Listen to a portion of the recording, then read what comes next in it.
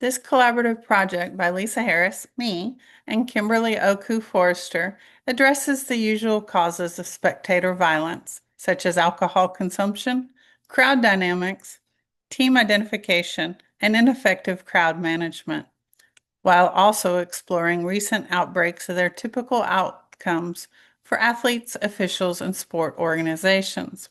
The paper concludes by evaluating evidence-based prevention strategies, emphasizing proactive crowd management, organizational responsibility, and intentional cultural messaging as essential components in reducing spectator violence and promoting safe, respectful sport environments. When we talk about spectator violence, it's easy to treat it as isolated incidents, fans losing control, emotions running too high, or a rivalry getting out of hand. But spectator violence doesn't happen randomly. It's shaped by culture, identity, and the way sport environments are structured. My portion of this project focuses on why fan aggression feels normal in American sport and the common factors that trigger it. Understanding that foundation help explain these incidents and why these incidents keep repeating across all levels of sport. In American sport culture, intensity, loyalty, and emotional expression are celebrated. Those values don't just stay on the field, they spill directly into the stands. Over time, aggressive reactions get framed as passion or commitment rather than problematic behavior. Sociologist Jay Coakley explains that sport has normalized certain forms of aggression as symbols of authenticity and dedication. Fans absorb these norms and often believe that emotional outbursts or hostility are simply part of being a real fan. Masculinity plays a significant role in this normalization. Sports like football, hockey, and baseball have long shaped male identity, and stadiums become places where loudness, confrontation, and emotional extremes feel socially acceptable. Sociologist Richard G.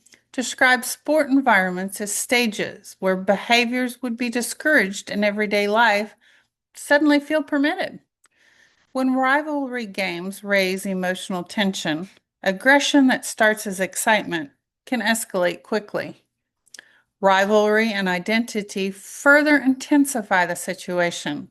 Fans often see their team as an extension of themselves, and it's tied to family tradition, community pride, or even personal history. Wan's team identification theory shows that highly identified fans experience wins and losses as personal events. In that context, opposing fans become symbolic enemies, and officiating decisions can feel like personal attacks.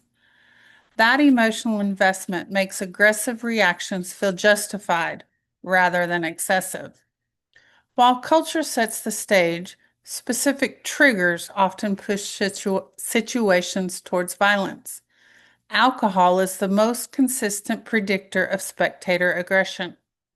Research shows that increased alcohol availability correlates with higher rates of fan altercations, especially during rivalry games or controversial moments.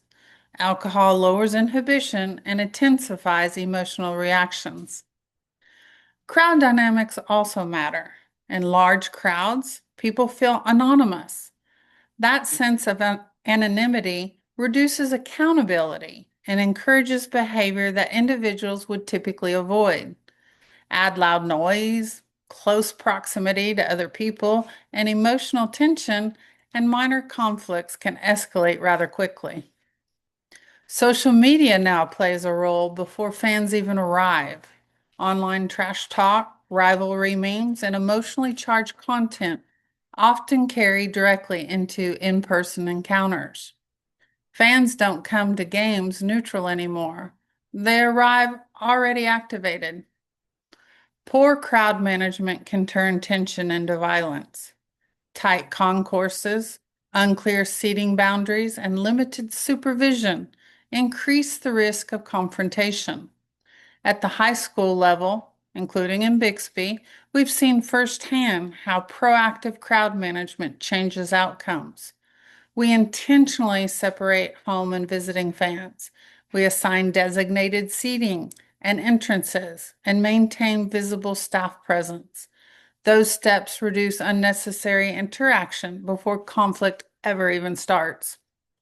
These practices align with guidance from the National Federation of State High School Associations. The NFHS emphasizes that crowd management begins long before the event through planning, communication, and collaboration with security personnel. When expectations are clear and supervision is consistent, spectator aggression drops significantly. Crowd behavior is not accidental, it's managed. This foundation helps explain why spectator violence continues across sports settings. Understanding the culture and causes is essential, but it's only part of the picture.